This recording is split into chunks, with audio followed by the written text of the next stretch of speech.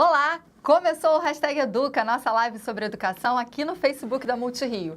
E o tema de hoje, olha, ele pode ser delicioso, mas também tem um fundinho ali, assim, um gostinho amargo. Sabe por quê? Férias e obesidade infantil. Você já percebeu se seu filho, seu sobrinho, enfim, a criança, seus alunos voltam mais gordinhos das férias? Eu estou falando isso por uma questão de sobrepeso mesmo, de ganho de peso. E é importante pensar nisso. Tem pesquisa que já avaliou que durante as férias escolares a criançada ganha peso. E hoje a gente vai conversar sobre isso, o que fazer para minimizar o problema, para tentar tornar as férias a maior delícia, sem o gosto amargo do ganho de peso. E a gente conversa aqui, está ao meu lado a endocrinologista, a doutora Rosita Gomes Fontes, da Sociedade Brasileira de Endocrinologia e Metabologia, aqui no Rio de Janeiro. Seja muito bem-vinda, doutora Rosita. Obrigada, boa tarde a todos os telespectadores. E olha só, tire as suas dúvidas, esse é o momento, hein? Tá com criança em casa, tá nas férias, sabe aquele biscoito, o fast food, né? O refrigerante, o brigadeiro, gente, o brigadeiro à tarde, quando não dá para sair. Esse é o momento, vamos tirar as dúvidas, comente, coloque aí seus comentários, porque esse assunto é importante. Você vai entender por quê na hora dos números, olha só. Uma pesquisa americana publicada em 2016 na revista científica Obesity Journal revelou que durante as férias o ganho de peso da garotada pode subir de 23% para quase 29%. Aí você vai dizer assim, mas nem é tão grande assim, né? A gente tem aí uma variação pequena. Seria pequena se a gente não tivesse, segundo os especialistas, né, doutora Rosita, vivendo uma epidemia mundial de obesidade infantil. Então, esse aumento, se a gente pensar que dura aí um mês e meio para esse aumento, ele é representativo sim, né? Bastante. Na verdade, se você pensar, é praticamente um terço, né, da população, e é realmente uma epidemia. As pessoas às vezes perguntam, mas epidemia não é de uma doença, de uma infecção? Não, existe mesmo uma epidemia de obesidade e das doenças que vêm em consequência da obesidade nos adultos e nas crianças também, e vem aumentando nas crianças. Foi bom você tocar nesse assunto, porque quais são as doenças, né, quais são as consequências dessa obesidade infantil? Olha, um primeiro exemplo que eu te dou é do diabetes. Diabetes tipo 2, que normalmente é um diabetes que se encontra em pessoas mais velhas, por conta da obesidade infantil, gerando uma resistência insulínica, vem aumentando o diabetes tipo 2 em crianças e adolescentes. É uma preocupação muito grande dos endocrinologistas. Em consequência da criança comer muito também, ela ingere mais sal. Então, a hipertensão arterial também vem aumentando nos indivíduos jovens, criança, adolescente e adultos jovens. E problemas psicológicos, isso leva a mudanças de comportamento na escola, com os amiguinhos, então já vem baixa de autoestima, às vezes o bullying, que é uma coisa que se fala muito, né? A gente vê até nos filmes, não sei se você já reparou, sempre tem o inteligente, o bonito, e tem o gordinho, que é o meio atrapalhado, que é aquele que não... Isso é uma maneira que a sociedade mostra preconceituosamente, enxerga de forma mas que preconceituosa. existe de verdade, a gente vê isso afeta a autoestima do jovem também. Foi bom você tocar nesse assunto, porque quando você estava falando da consequência do diabetes tipo 2 e a resistência da insulina, quanto mais cedo começar, com o passar dos anos, se não controlar, aumenta a dosagem e a gente ainda não tem uma solução que substitua, em certos casos, a insulina, né? A insulina, geralmente, ela é necessária para o diabetes tipo 1. É aquele que é típico da criança, não tem a ver com o peso, não tem a ver com a obesidade. O tipo 2 é aquele que costuma aparecer após os 30 anos, mas a gente já está começando a ver em criança. E pode, em casos mais extremos, levar ao uso de insulina também. E o diabetes, uma vez instalado, é uma doença que pode ser controlada, com perda do peso, com exercício físico, eventualmente com uso de medicações, muitas vezes, mas não tem cura. Então, a intenção da gente é prevenir, não deixar que isso aconteça. Você falou sobre a ingestão de sal, né? Quantos biscoitos doces são cheios de sal, quantas bebidas têm sódio à beça. E isso vai ter consequências na criança mais cedo, porque Tudo fica mais difícil quando você tem um organismo mais castigado pelaquela consequência por muito mais anos, ainda que você tenha tratamento, né? Exatamente. Então, mais sal sendo ingerido, mais açúcar sendo ingerido, mais gordura, né? Você falou dos biscoitos, são coisa bem comum de agradar a criança dando um biscoito, eles têm uma quantidade de gordura muito grande também. E, em função disso também, a gente observa que a criança que vai comer uma alimentação ruim agora, ela tem tendência a ter a aterosclerose mais precoce e mais tarde.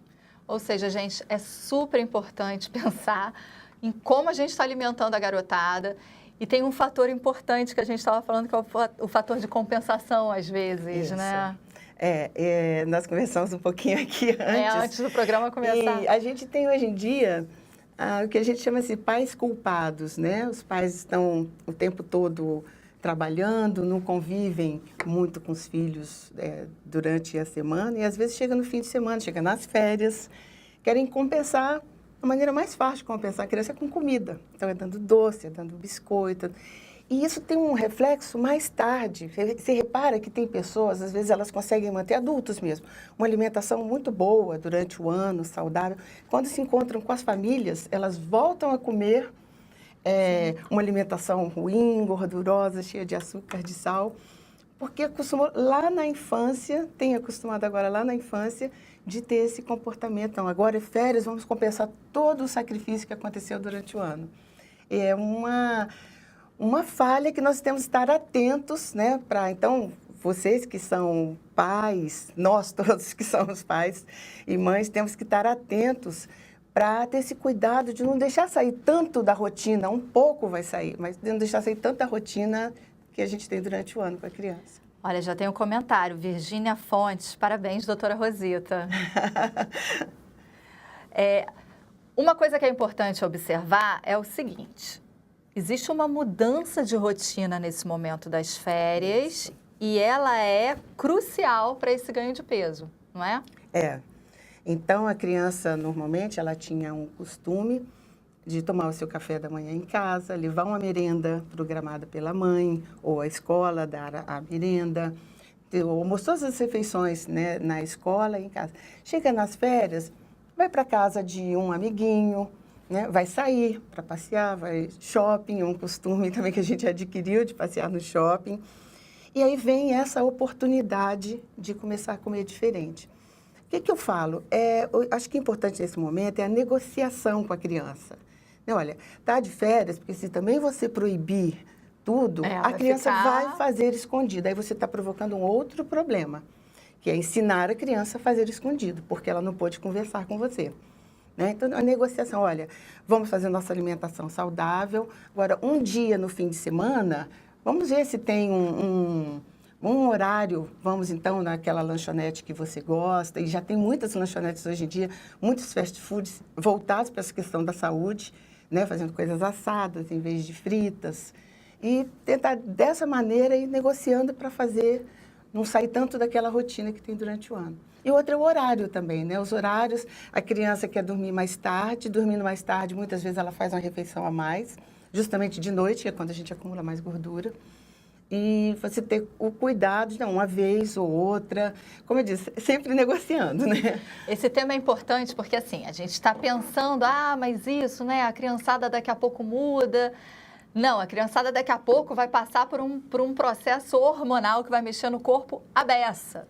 E que se tiver uma alimentação desde cedo desregrada, quando vier toda essa informação, vai ficar mais complexo, né? Vai ficar mais complexo. E os aspectos psicológicos também dessa mudança, né? E você falou uma coisa que eu me lembrei, que as pessoas falam, só durante as férias, depois vai voltar para a rotina. É muito mais difícil a criança voltar para a rotina. Depois que ela saiu, né, não parece, mas com 15 dias você já você já começa a se acostumar com uma modo de se alimentar diferente. Tem interatividade, vamos lá, olha só, Viviane Rodrigues, que tema bacana, obrigada, viu, Viviane? É bacana mesmo e é importante. A criança que estuda no sistema integral das escolas públicas do município do Rio de Janeiro tem a oportunidade de comer alimentos não processados e nas férias, consumo de alimentos processados deve ser grande. dada a facilidade, porque muitos pais trabalham fora de casa, não tendo alguém responsável pelo preparo de alimentos mais saudáveis. Ela tem toda a razão. Eu não vou dizer o nome da marca, que eu não sou doida, mas assim, aquele bendito, aquele isopor colorido, aquilo, gente, como as crianças gostam daquilo, né? E assim, acaba substituindo o isopor colorido, né? Exatamente. Trocando uma refeição pelo isopor colorido. É só para... Porque é gostoso, né? É sedutor. Isso, tem sal e tem gordura. Duas coisas que fazem o alimento ficar delicioso. Agora, você pode também fazer um alimento não processado ficar delicioso também. Tem programas de televisão com isso, tem no Facebook, tem livros. E é muito interessante quando a pessoa começa a seguir, porque a criança começa a gostar. E, muito importante, o exemplo dos pais, né? Uhum. Se os pais fazem uma alimentação errada, não tem como você colocar frutas, verduras, por mais bonito que você faça o prato, se você não está comendo, vai ser muito difícil que seu filho coma. Ele vai imitar, isso em tudo na vida. O filho imita o que você faz, não o que você fala, né? Tem uma outra pergunta aqui, olha. Criança obesa é necessariamente um adulto obeso? Nem sempre. Tem dois períodos muito importantes que a criança obesa, que predispõe a que uma criança obesa se torne um adulto obeso. É antes dos 2 anos de idade e no início da puberdade, na adolescência. Por quê? Porque são épocas em que a quantidade de células de gordura aumenta. A célula de gordura ela tem importância, a quantidade dela e o tamanho dela. Então, em outros períodos, ela aumenta mais de tamanho ou diminui conforme a pessoa esteja obesa ou não. Nesses 2 períodos, a quantidade de células de gordura, a proliferação delas é maior. Então, ela tem mais chance de, mais tarde, com maior quantidade de células de gordura, se tornar obeso.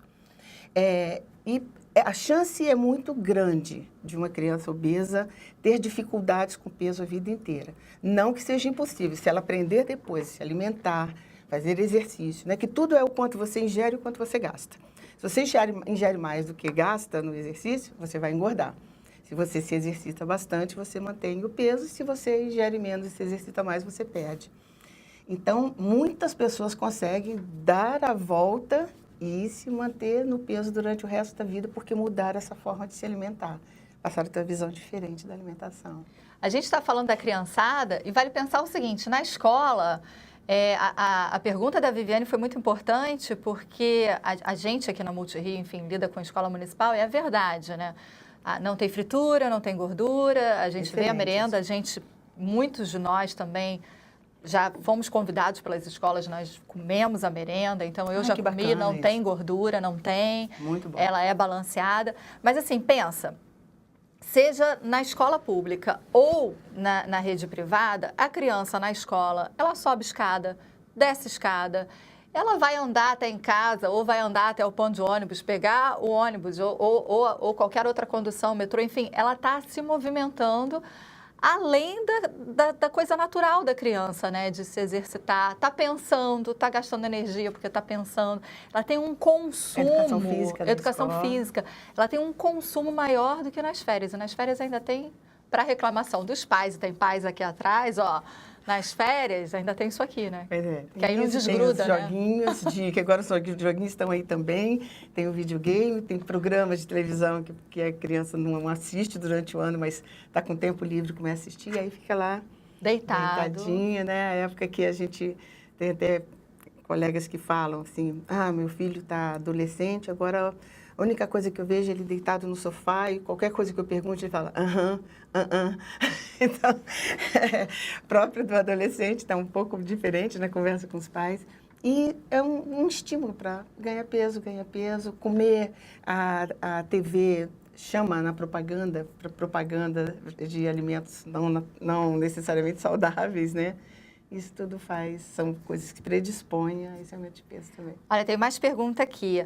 Márcia Abraão, parabéns, doutora Rosita, precisamos dessas orientações. Ótima pauta esclarecedora para nós, parabéns à rede. Márcia Abraão também de novo, devemos ter a informação para orientar nossa família e nossos filhos, enfim, a todos. E a gente vai ter orientação agora, porque assim, o que a gente faz? Vamos lá. Terça-feira de férias, acordei. Como é que eu posso, eu, mãe, ou avó, enfim, o responsável, tentar planejar aí um dia saudável para essa criança, para não ter essa possibilidade da má alimentação ao longo do dia, da inércia, enfim, do sobrepeso que a gente está falando tanto? Pois é, aí vem, isso você falou bem, programar a alimentação. O que eu posso fazer de interessante para que o meu filho não esteja se lembrando de balas e doces e biscoitos, bolos durante o dia todo? Fazer alimentações que sejam interessantes, coloridas, né? Geralmente o prato que tem cor, ele atrai a criança, ela tem vontade de comer. Segundo, não forçar a criança a comer o que ela não gosta, né? Já existem estudos sobre isso. Muitas vezes a pessoa não gosta de um alimento porque ela tem até uma intolerância alimentar não detectada. São estudos ainda nesse sentido. Mas respeitar, o que não gosta, você não força a comer. Procura uma outra alternativa, né? Um outro alimento, aí tem que ter um pouquinho de conhecimento, como eu falei, é muito disponível hoje em dia, de que nutrientes tem em cada alimento. Terceira coisa, programar a diversão desse dia. Então, em vez de ir para o shopping, para o cinema, sempre, que é um costume, é um lugar fechado, tem ar refrigerado, é agradável, mas vamos para a praia, vamos para um parque, lá nesse parque fazer coisas que a criança possa se exercitar para gastar energia, andar de bicicleta, como você falou. Na escola ela tem coisas para gastar energia o tempo todo. Esse estímulo tem que se manter nas férias e aí depende muito da gente. A gente levar para coisas que ela ache igualmente atraentes do que ficar sentado num joguinho, sem proibir, como eu falei, não adianta proibir nada. A criança vai fazer da sua maneira, vai encontrar maneira, mas negociando e fazendo coisas atrativas para ela, de comer e de fazer exercício. Esse equilíbrio. Eu estava aqui pensando no cardápio da programação, porque assim, praia, picolé, tudo bem, tem água de coco super saudável. Agora tem essa história do coco, né? Que coco é saudável e tal. Mas vamos lá, praia. Picolé, biscoito, as bebidas são quase todas processadas, né? Então, se não é açúcar, é adoçante, é sódio. Piquenique, acho que piquenique é uma boa opção. Acho que a gente pode levar algumas coisas para o piquenique, mas praia também, Eu ia falar isso, piquenique de praia. Quando a gente trata muito crianças obesas, né? E os pais sempre colocam isso. Olha, chega lá na praia, tá passando picolé, tá passando tal. Você pode levar o picolé de casa, feito com fruta natural, sem açúcar. Você pode levar o suco de casa, você pode levar coisas gostosas. E fazer uma brincadeira de fazer um piquenique, né? A criança vai achar isso mais interessante do que comprar. Agora, veio uma pergunta, antes da gente encerrar a live, que daqui a pouco a gente está encerrando. Quais são os sintomas de que uma criança está com sobrepeso? Na verdade, são mais sinais, né? A criança, em termos de sintomas, ela pode começar a se sentir um pouco mais cansada, porque é um peso que você está carregando, né? Pode sentir, eventualmente, dor nas costas, mas muito mais o cansaço. E em termos de sinais, é aquilo de você realmente, primeiro, o visual. E outro, você está acompanhando, né? Normalmente, a gente recomenda que os pais tenham um controle uma vez por mês de peso e de altura da criança. E aí a gente tem os índices de massa corporal para cada idade e a gente ensina os pais a jogarem ali para ver se a criança está acompanhando. De uma maneira geral, se a criança não estiver comendo em excesso, alimentos processados, alimentos com muita gordura, muito açúcar, e estiver se exercitando, dificilmente ela vai estar em um peso que seja perigoso, preocupante. Então, essa dica para os pais estarem prestando atenção.